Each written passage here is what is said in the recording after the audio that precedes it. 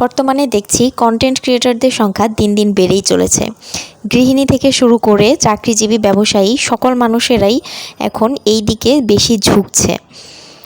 যদিও সবার ভিডিও বানানোর প্রসেস একরকম নয়, অনেকেই আছে খুব মানসম্মত ভিডিও বানায় যেগুলো দেখতে আসলেই ভালো লাগে, আমরা অনেক এনজয় করি, আমরা বিনোদন পাই। আবার অনেকে আছে মানে ভিডিওর মান এতটাই বাজে যে কোনো মানসম্মত ভিডিও তারা বানায় না, ভাইরাল হওয়ার জন্য যা তা ভিডিও করে।